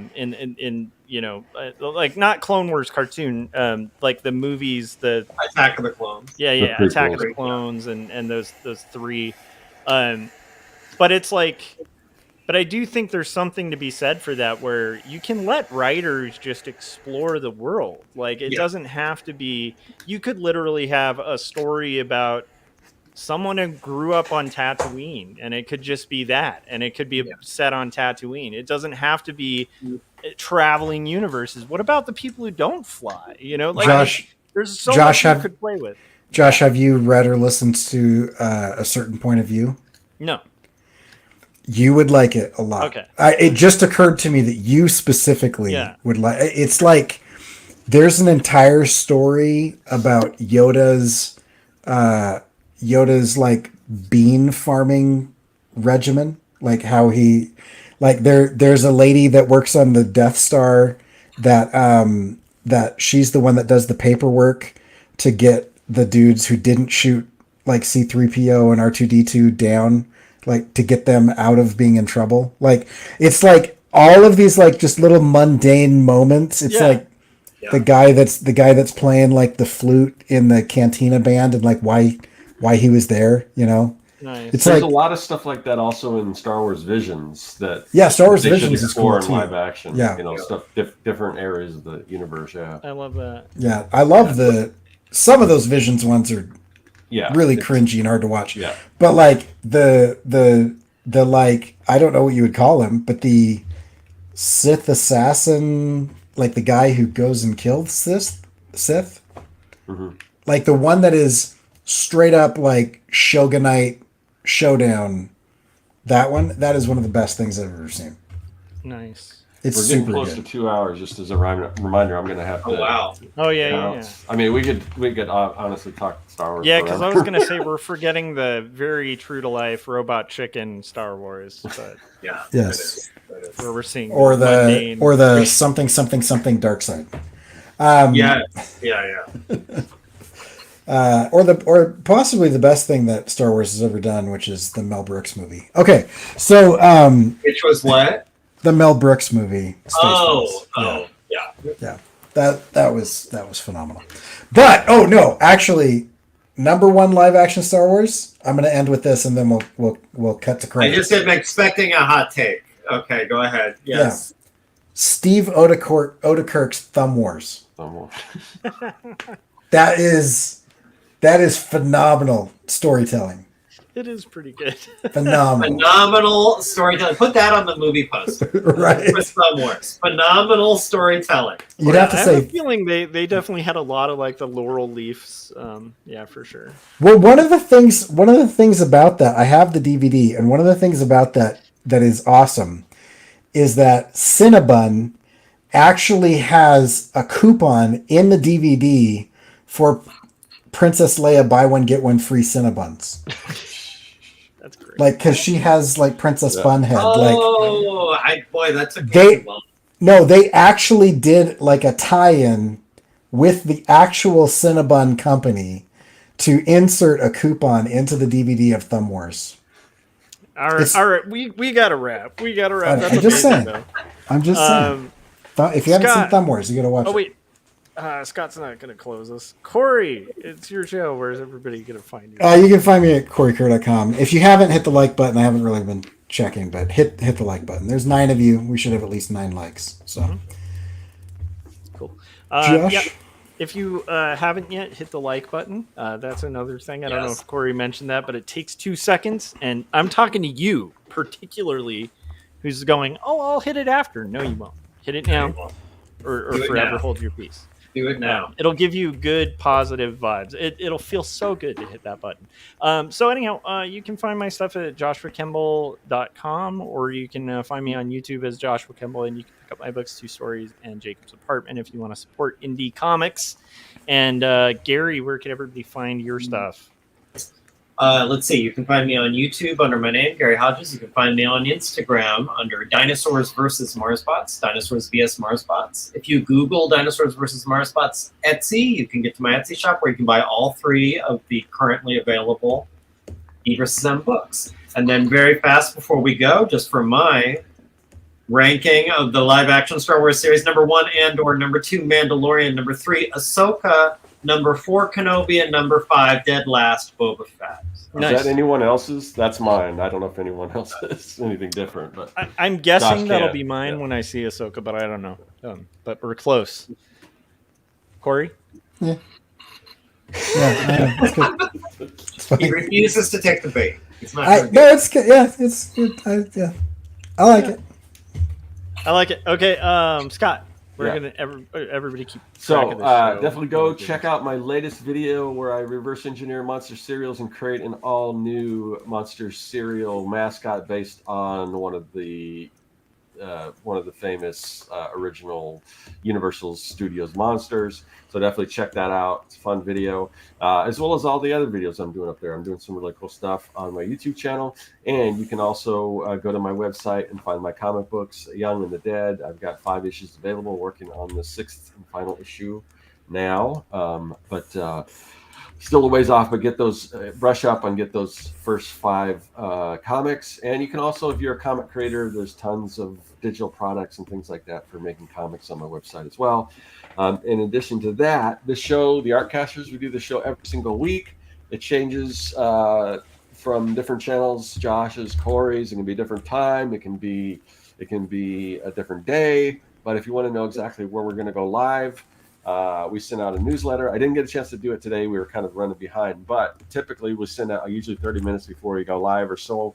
We'll put out a link to where we're going to be broadcasting. So just join that mailing list. We don't spam you or anything. We just like to alert you guys when we're going to go live. So go ahead and do that. There's a link in the description of this video. Awesome. All right. Thanks for hanging out with us and arguing about Star Wars. We'll catch you guys next week. Thanks for having me.